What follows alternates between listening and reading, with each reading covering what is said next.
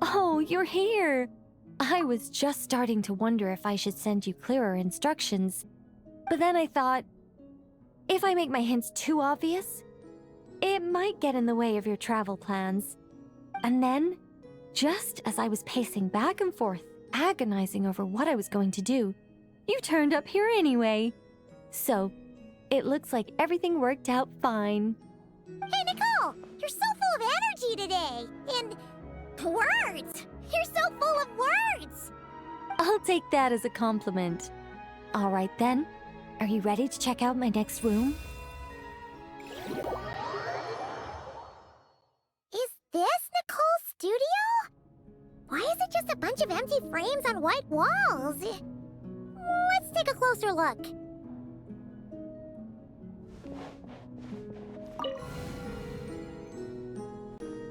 What the? Paimon almost had a heart attack being sucked in by a painting like that. Wait a sec. This place looks familiar. Oh, it's the table where where the mages hold their tea parties. It all started the first time Alice invited me for tea. On that day, I didn't attend in person, mostly because back then, I still hadn't decided whether I really wanted to join the Hexen Circle or not. Alice was the only one there who knew my true identity. She warned me not to say a word or let anyone else discover who I was. I was only supposed to observe. And then what happened? Well, then I concluded that she was punishing me for my hesitation to join. Everyone was talking about such interesting things. How could I not chime in? And of course, when you're in the middle of a conversation and someone throws out a question you know the answer to, how are you supposed to keep your mouth shut? Which brings us to the bet between Barbeloth and Alice, Rhindaughter's forbidden creations, Ivanovna's political machinations.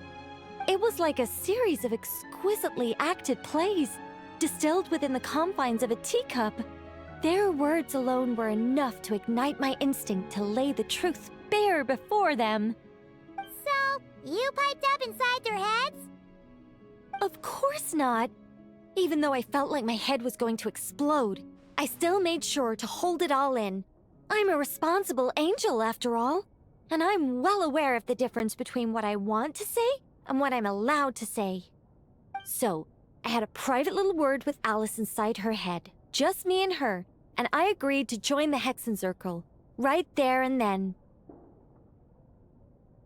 She was quite happy about my decision, but as for the talking inside her head, well, she claims that over the next few days, she had such a headache that she had to visit a doctor in Liyue to get some relief. But she can hardly blame me for that.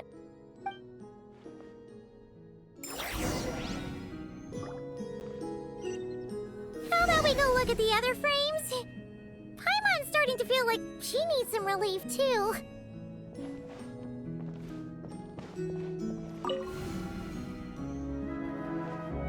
Is that an Irminsul tree? Oh, this painting here? You're clearly no strangers to the white trees. But did you know that the first angel's betrayal happened beneath one of their very boughs?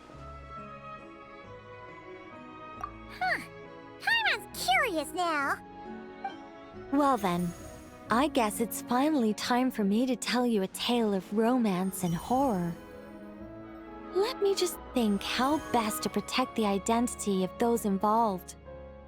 Alright, got it. A long, long time ago, there was once a traveler who wandered among the stars. They were nothing like you, but that's not important right now. One day, he traveled to a silver tree to visit the princess of the morning star. Before long, he started asking her about her kingdom's most forbidden secrets. His words puzzled the princess. How could he possibly know of all these things forbidden by the gods? The young man revealed his origins and showed the princess things she had never seen before. A free will and love, both noble and spiritual. His words awakened her sense of self, hitherto shackled by the gods. Her heart soared, carrying her beyond limits she had never crossed before. The princess of the morning star confided the kingdom's secrets to the youth, and between them, love grew and blossomed, along with a determination to defy the gods. This is just a cookie-cutter love story. You said there'd be horror. Don't worry, Paimon. The horror's about to begin. They yearned to help the people live lives of unfettered freedom, but the gods could not forgive their betrayal. They sent down thunder and fury, destroying the lovers' home. And when the Great War subsided, the power and the wisdom of the princess were lost, never to return. Even her closest friends were cursed. Yeah. That ending was pretty scary after all. But didn't you say you were going to tell us about the first angel? really true, are you? It sure is. And that's the scariest part.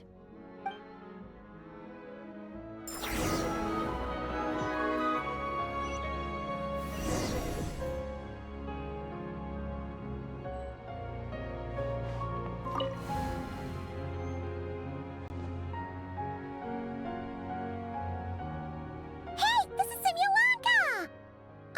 But why are there light novels from Yai Publishing House all over the floor? Well, on the subject of my literary enlightenment, my greatest inspiration of all is none other than Lady Anya herself. She was the last to join the Hexenzirkel, and yet the first to leave. I loved all of her stories.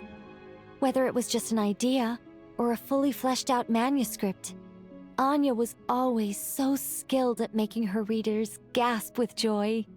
Hexenzirkel discussions rarely stray far from magic, and it's my belief that Anya possessed a unique magic of her own. She could weave love and compassion into words and stories that would touch the hearts of others. I asked her for tips on how to write compelling tales. She taught me a lot of tricks and techniques, but in the end, my biggest enemy has always been myself.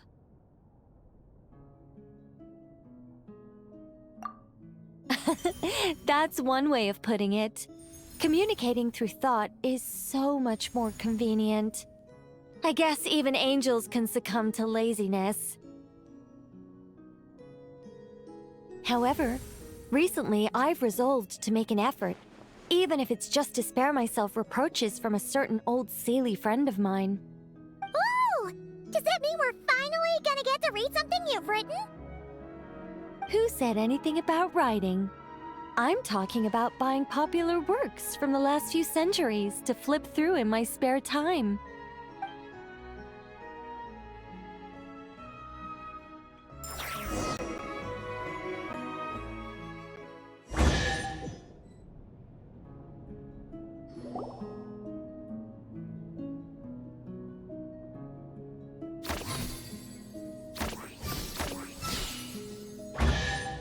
These paintings all remind me of places that hold great significance in my heart. And now, the studio has been fully restored. All right, go ahead and claim our reward. What? Don't look at me like that. Of course this reward is ours. You're not going to leave this chest unopened, are you? I can't let you leave if you do. Besides, after telling you so many stories, don't I deserve a reward of my own?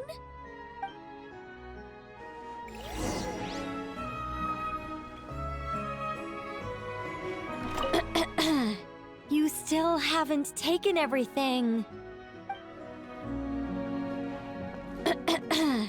You still haven't taken everything. A happy story all wrapped up. See you next time. Come to think of it, this Mage's Lodge holds a special significance for me, too. A painting within a house within a painting, worlds within worlds. Fascinating, isn't it?